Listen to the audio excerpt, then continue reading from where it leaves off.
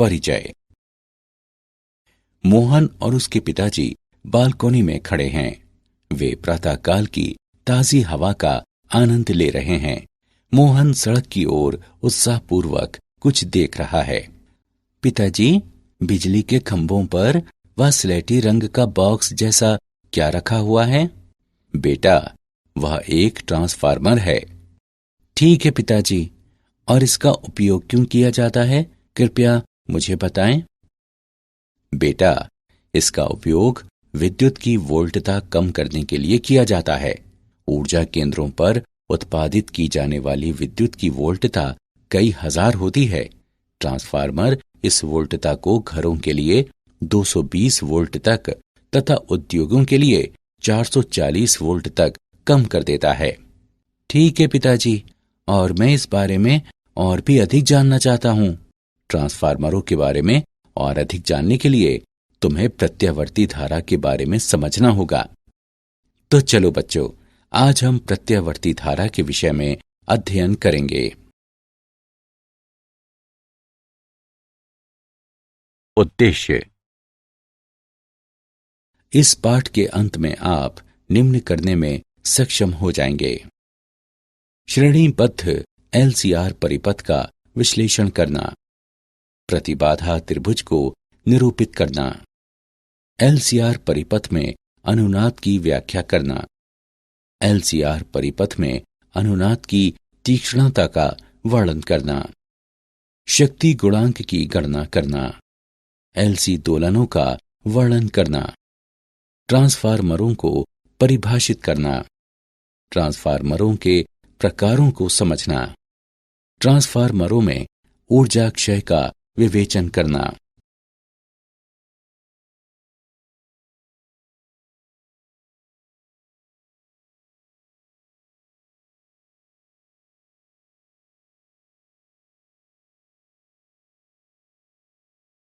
श्रेणीबद्ध एलसीआर परिपथ। एक परिपथ पर विचार करें जिसमें प्रतिरोध R का एक प्रतिरोधक, प्रेरकत्व L का एक प्रेरक और संधारिता C का एक संधारित्र एक AC स्रोत पर श्रेणी क्रम में संयोजित हैं। माना कि स्रोत वोल्टता Vm sin ओमेगा t के बराबर है। लूप पर किरचॉफ का नियम प्रयुक्त करने पर हम प्राप्त करते हैं कि V बराबर VR plus VL plus VC। ऊर्ध्व अक्ष पर किसी क्षण में VR का प्रक्षेप VR के बराबर होता है, जिसका अधिकतम मान Im और R का गुणनफल होता है। धारा फेजर I से पाई बटे 2 आगे फेजर VL प्रेरक पर वोल्टता प्रदर्शित करता है। किसी क्षण में ऊर्ध्व अक्ष पर इसका प्रक्षेप VL होता है, जिसका अधिकतम मान Im और XL का गुणनफल होता है। धारा फेजर I से पाई बटे 2 पीछे फेजर VC संधारित्र पर वोल्टता प्रदर्शित करता है। किसी क्षण में ऊर्ध्व अक्ष पर इसका प्रक्षेप VC होता है, जिसका अधिकतम मान Im और XC का गुणनफल होता है। अब हम वोल्टता फेजरों VR, VL और VC को सदिशीय रूप से जोड़ते हुए फेजर V प्राप्त करते हैं, जो परिपथ पर नेट वोल्टता दर्शाता है। V अधिकतम बराबर वर्गमूल VR अधिकतम वर्ग प्लस VC अधिकतम माइनस VL अधिकतम वर्ग। समकोण त्रिभुज नेट वोल्टता तथा कला कोण के अधिकतम मान का समीकरण प्रदान करता है। tan phi बराबर VC अधिकतम माइनस VL अधिकतम बटे VR अधिकतम। ओम का नियम प्रयोग करने पर हम पाते हैं कि Vm बराबर Im गुणे वर्गमूल R वर्ग प्लस XC माइनस XL वर्ग। हम परिपथ की प्रतिबाधा वर्गमूल R वर्ग प्लस XC माइनस XL वर्ग के रूप में प्राप्त करते हैं। अब उपरोक्त समीकरण निम्न रूप लेता है। Vm बराबर Im और Z का गुणनफल। हम इस समीकरण को निम्न रूप में भी लिख सकते हैं, Im बराबर Vm बटे Z या I RMS बराबर V RMS बटे Z। श्रेणीबद्ध LCR परिपथ का फेजर चित्र। हल। परिपथ के सभी बिंदुओं पर तात्क्षणिक धारा का मान समान रहता है। I बराबर Im sine omega t plus phi, जहां फाई स्रोत पर वोल्टता तथा परिपथ में धारा के बीच कला अंतर है। तीनों घटकों पर तात्क्षणिक वोल्टता के तात्क्षणिक धारा से निम्न कला संबंध होंगे। प्रतिरोधक VR पर तात्क्षणिक वोल्टता तात्क्षणिक धारा I के साथ कला में है। प्रेरक VL पर तात्क्षणिक वोल्टता धारा I से पाई बटे 2 आगे है। संधारित्र VC पर तात्क्षणिक वोल्टता धारा I से पाई बटे 2 पीछे है। प्रतिबाधा त्रिभुज। प्रतिबाधा त्रिभुज का उपयोग प्रतिबाधा की गणना करने के लिए किया जा सकता है। जब प्रतिरोध, प्रेरकत्व तथा संधारिता सभी परिपथ में उपस्थित हों और प्रेरक प्रतिघात तथा धारिता प्रतिघात के बीच का अंतर कुल प्रतिघात हो। Z बराबर वर्गमूल R वर्ग प्लस XC माइनस XL वर्ग। विकर्ण रूप में प्रतिबाधा Z के साथ समकोण प्राप्त होता है। राशि XL माइनस XC परिपथ का प्रतिघात कहलाती है, जिसे X से निर्दिष्ट किया जाता है। tan phi बराबर XC माइनस XL बटे R। LCR परिपथ में अनुनाद। अनुनाद ऐसे निकायों में घटित होता है जिनमें किसी विशिष्ट आवृत्ति से दोलन करने की प्रवृत्ति होती है। जब इस प्राकृतिक आवृत्ति के एकदम बराबर आवृत्ति वाला एक आवधिक बाह्य बल इस निकाय पर लगाया जाता है। अनुनाद में बाह्य आवधिक बल द्वारा निकाय को दी जाने वाली ऊर्जा अधिकतम संभव दर पर होने पर निकाय में विशाल आयाम वाली दोलन गति होती है। आवृत्ति ओमेगा नॉट जिस पर धारा आयाम अधिकतम हो जाता है, परिपथ की अनुनाद आवृत्ति कहलाती है। ओमेगा नॉट बराबर 1 बटे वर्गमूल LC होता है। अनुनाद में धारा दोलनों का आयाम पूरी तरह से प्रतिरोध R द्वारा निर्धारित किया जाता है। Im अधिकतम बराबर Vm बटे R होता है। LCR परिपथ में अनुनाद में तात्क्षणिक धारा I तथा वोल्टता V कला में होते हैं। LCR परिपथ में अनुनाद की तीक्ष्णता। वैद्युतिक अनुनाद पर प्रतिरोध का प्रभाव अनुनाद वक्र की तीक्ष्णता को क्षीण करता है। प्रतिरोध जितना ही छोटा होगा, अनुनाद वक्र उतना ही तीक्ष्ण होगा। परिपथ का गुणवत्ता गुणांक Q ओमेगा नॉट L बटे R होता है या 1 बटे ओमेगा नॉट CR। गुणवत्ता गुणांक का उपयोग अनुनाद शिखरों की तीक्ष्णता को वर्णित करने के लिए किया जाता है। यदि R छोटा या L बड़ा है तो ये इंगित करता है कि अनुनाद अधिक तीक्ष्ण है तथा परिपथ अधिक चयनात्मक है।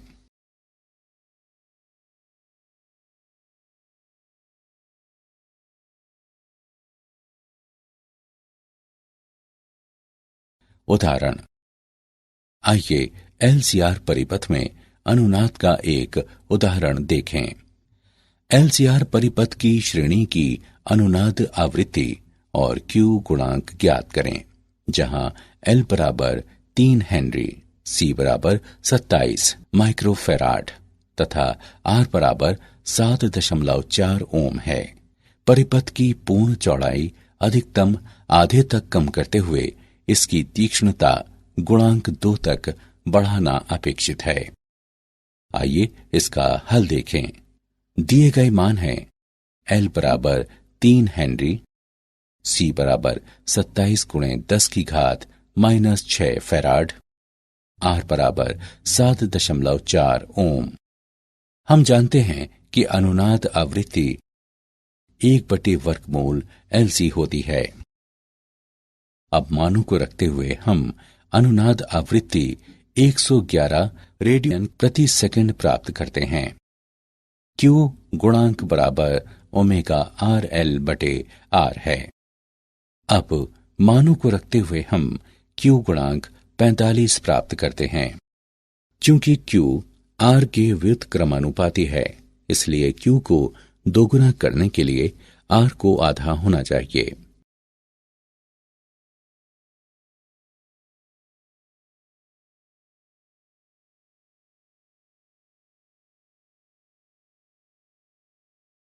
शक्ति गुणांक।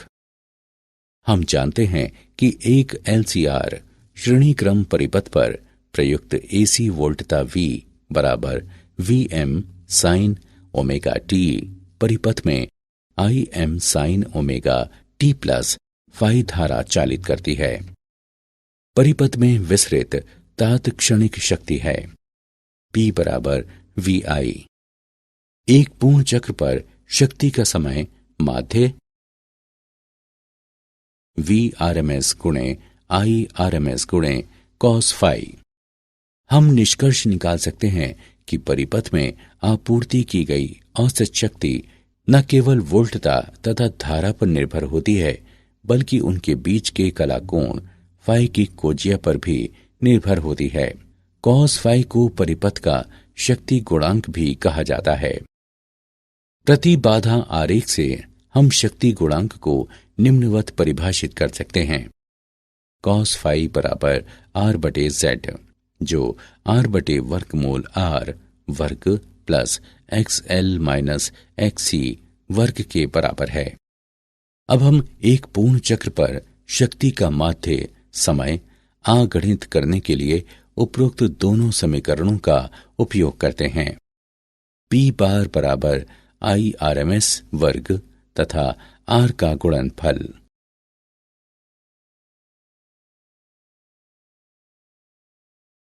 विभिन्न परिपथों में शक्ति गुणांक।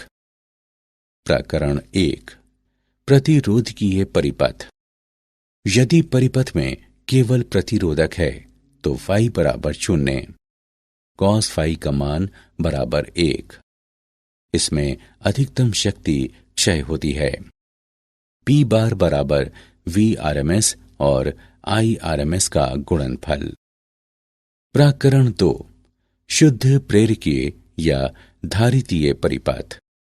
यदि परिपथ में केवल प्रेरक या संधारित्र है तो फाई बराबर -π/2 या π/2। cos फाई का मान बराबर 0। इसमें शक्ति क्षय नहीं होती। P बार बराबर 0। प्रकरण 3, LCR श्रेणी क्रम परिपथ। यदि परिपथ में प्रेरक संधारित्र तथा प्रतिरोधक हैं तो cos फाई का मान 0 और 1 के बीच रहता है।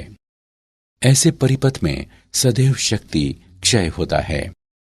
P बार बराबर VRMS IRMS और cos फाई का गुणनफल। प्रकरण 4, LCR परिपथ में अनुनाद में शक्ति क्षय। शक्ति केवल प्रतिरोधक में क्षयित होती है। LCR परिपथ में प्रेरक या संधारित्र पर ऊष्मा के रूप में शक्ति क्षयित नहीं होती।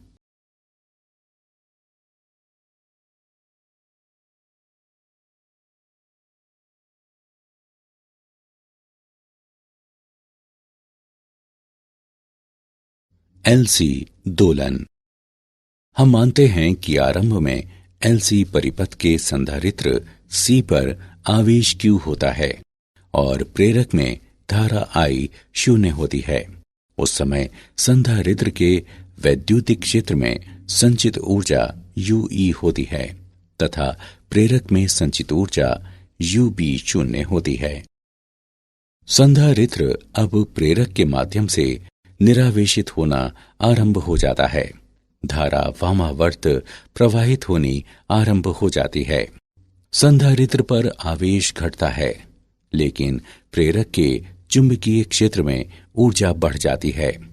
ऊर्जा संधारित्र से प्रेरक में स्थानांतरित की जाती है। संधारित्र में संचित ऊर्जा पूर्ण रूप से प्रेरक के चुंबकीय क्षेत्र में स्थानांतरित कर दी जाती है। इस चरण में प्रेरक में धारा का मान अधिकतम हो जाता है। अब प्रेरक से ऊर्जा का प्रवाह वापस संधारित्र की ओर बहने लगता है, क्योंकि विद्युत क्षेत्र पुनः बन जाता है। प्रेरक से संधारित्र की ओर समस्त ऊर्जा का स्थानांतरण होता है।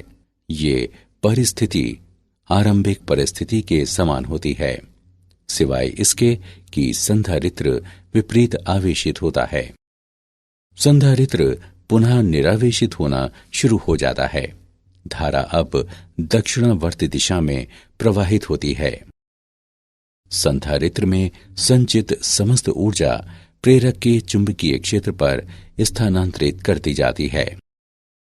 ऊर्जा अब प्रेरक से वापस संधारित्र की ओर प्रवाहित होने लगती है। ऊर्जा का निरंतर आवागमन संधारित्र के विद्युत क्षेत्र तथा प्रेरक के चुंबकीय क्षेत्र के बीच होता रहता है। यह प्रक्रिया V की निश्चित आवृत्ति पर जारी रहती है। यदि LC परिपथ में प्रतिरोध उपस्थित न हो तो LC दोलन अनंत काल तक जारी रहेंगे।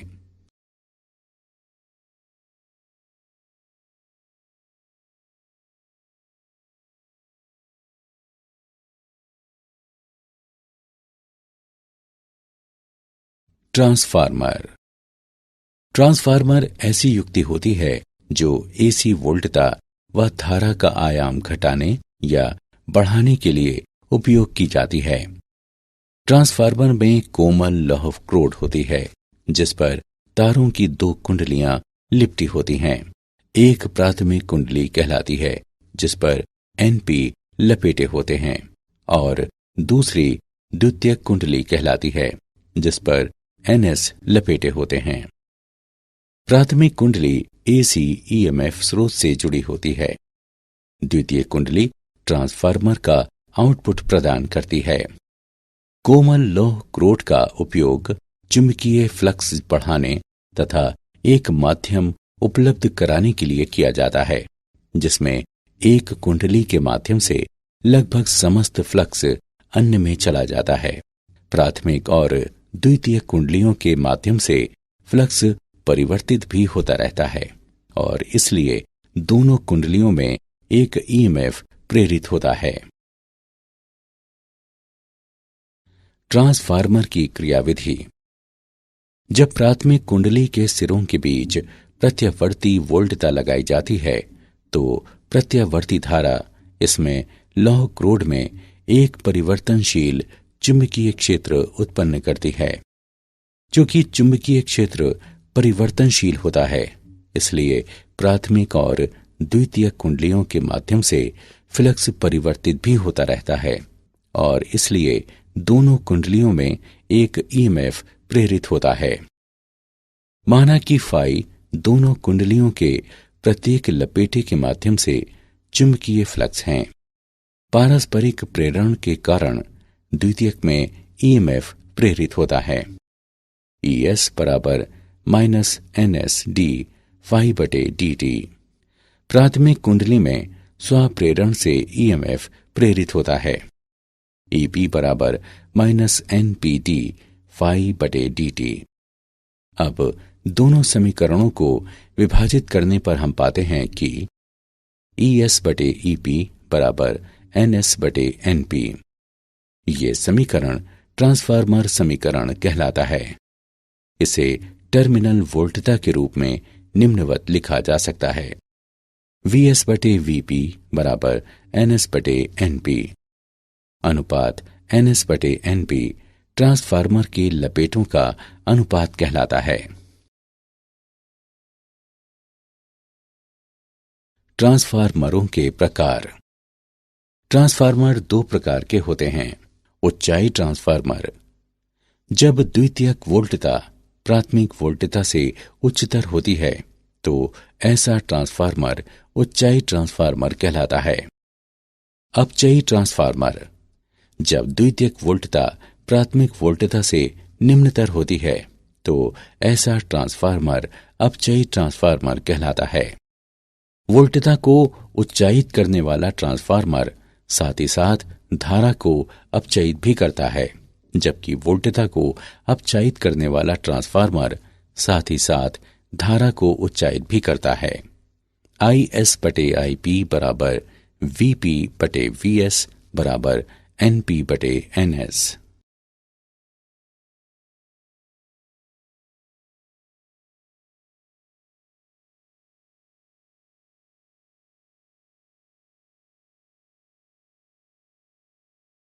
ट्रांसफार्मर के अनुप्रयोग। तारों के माध्यम से विद्युत ऊर्जा का लंबी दूरियों तक संप्रेषण करने से पहले वोल्टता बढ़ाने के लिए इसका उपयोग किया जाता है। ये विद्युत आपूर्ति उद्योग के आधार हैं, जिनके कारण मांग क्षेत्रों से सुदूर स्थित क्षेत्रों में विद्युत उत्पादन संभव हो पाता है। निम्न वोल्टता परिपथों वाले विद्युत उत्पादों के अनुसार उपयुक्त स्तर तक आपूर्ति वोल्टता को कम करने के लिए इनमें ट्रांसफार्मरों का काफी उपयोग किया जाता है। आवर्धकों के स्तर युग्मित करने के लिए और माइक्रोफोन व रिकॉर्ड प्लेयर जैसी युक्तियों को आवर्धकों के इनपुट से मिलान कराने के लिए सिग्नल तथा ऑडियो ट्रांसफार्मरों का उपयोग किया जाता है। ऑडियो ट्रांसफार्मरों के कारण ही टेलीफोन परिपथों में तारों के एकल युग्म में दो तरफा संप्रेषण कराना संभव होता है।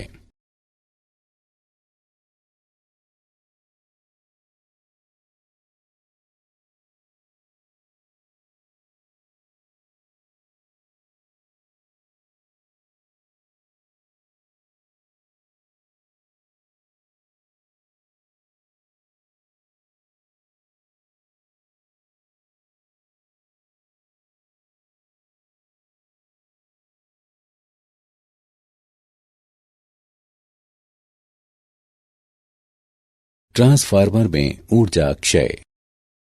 ट्रांसफार्मर में कुछ ऊर्जा क्षय निम्न अनुसार हैं। फ्लक्स क्षरण, ऊर्जा का क्षय होता है जब प्राथमिक द्वारा उत्पन्न समस्त फ्लक्स द्वितीय से नहीं गुजरता। प्राथमिक और द्वितीय कुंडलियों को एक दूसरे के ऊपर लपेटकर इस हानि को कम किया जा सकता है। कुंडलनों का प्रतिरोध, कुंडलनों में उत्पन्न होने वाली ऊष्मा के कारण ऊर्जा क्षय होता है। मोटे तारों का इस्तेमाल करके इस हानि को कम किया जा सकता है। भंवर धाराएं, लौह क्रोड में भंवर धाराओं के कारण ऊष्मा के रूप में ऊर्जा क्षय होता है। स्तरित क्रोड का उपयोग करके इस हानि को कम किया जा सकता है। शैथिल्य, लौह क्रोड के चुंबकन व विचुंबकन के चक्रों के दौरान उत्पन्न ऊष्मा के रूप में ऊर्जा का क्षय होता है। कम शैथिल्य पाश वाली क्रोड सामग्री का उपयोग करके इस हानि को कम किया जा सकता है। कोमल लौह क्रोड का उपयोग शैथिल्य हानि और फ्लक्स क्षरण को कम करता है।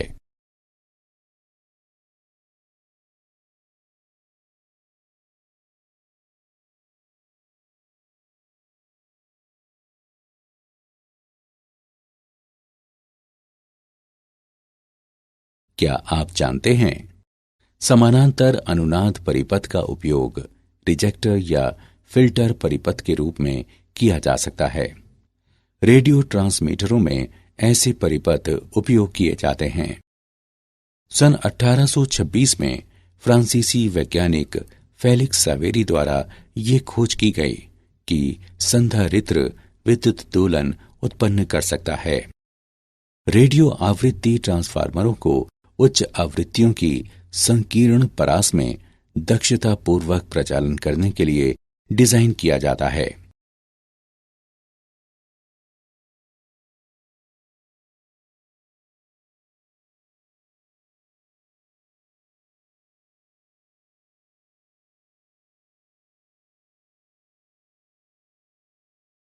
सारांश। आइए हमने जो कुछ सीखा है उसे संक्षेप में दोहराएं। श्रेणीबद्ध एलसीआर परिपथ में प्रतिरोधक पर तात्क्षणिक वोल्टता तात्क्षणिक धारा के साथ कला में होती है। प्रेरक पर तात्क्षणिक वोल्टता धारा I से π/2 आगे होती है। संधारित्र पर तात्क्षणिक वोल्टता धारा I से π/2 पीछे होती है। प्रतिबाधा त्रिभुज का उपयोग प्रतिबाधा की गणना करने के लिए किया जा सकता है जब प्रतिरोध, प्रेरकत्व तथा संधारिता सभी परिपथ में उपस्थित हों। अनुनाद में बाह्य आवधिक बल द्वारा निकाय को दी जाने वाली ऊर्जा अधिकतम संभव दर पर होने पर निकाय में विशाल आयाम वाली दोलन गति होती है।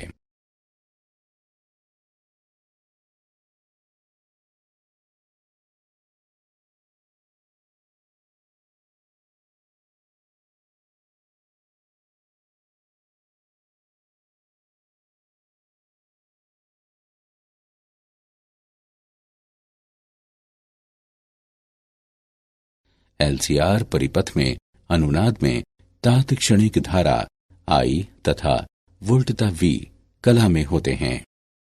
ट्रांसफार्मर ऐसी युक्ति होती है जो AC वोल्टता व धारा का आयाम घटाने या बढ़ाने के लिए उपयोग की जाती है।